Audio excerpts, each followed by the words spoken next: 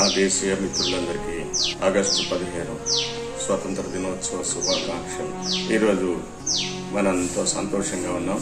ఒకప్పుడు బ్రిటిష్ పాలకుల బానిసలుగా ఉన్న మనం విముక్తి చెందాం అని మనం ఎంతో సంతోషంగా మన దేశంలో మనకున్న చట్టాలను బట్టి జీవిస్తున్నాం.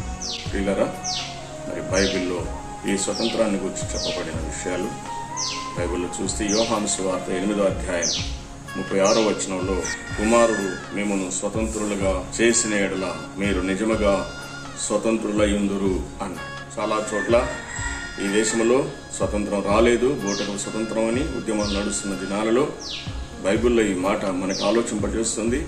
అది నిజమైన స్వతంత్రులుగా ఉందురు అని. కుమారుడే ఆ స్వాతంత్రాన్ని, కుమారుడన యేసుక్రీస్తు ప్రభు మనకి స్వాతంత్రం ఇచ్చాడు అనేది. అది ఈ లోకపు స్వాతంత్రం కాదు, కానీ అది దైవ సంబంధమైన, ఆత్మ సంబంధమైనది. ఒకప్పుడు పాపానికి, సాతానికి, లోకానికి దాసులుగా ఉన్న మనం స్వతంత్రులుగా క్రీస్తు యేసు ద్వారా చేయబడ్డాం అని మనం గుర్తిస్తున్నాం. అలాగే పౌలు కొరింథీయులకు రాసిన 2వ పత్రిక 3వ అధ్యాయం 17వ వచనం, ప్రభువే ఆత్మ, ప్రభు యొక్క ఆత్మ ఎక్కడ ఉండునో అక్కడ స్వాతంత్రము ఉండును అన్నాడు.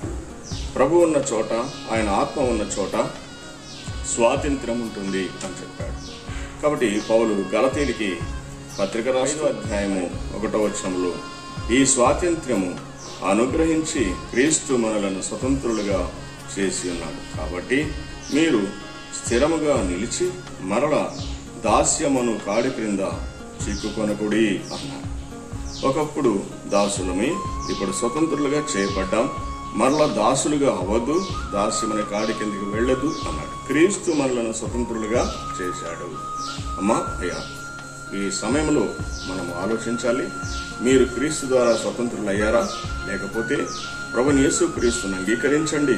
ఆయన రక్తం ద్వారా కడగబడి ఆయన బిడ్డలై నిజమైన స్వాతంత్ర్యాన్ని అనుభవించాలని ప్రేమతో కోరుచున్నాము. అందరికీ వందనం.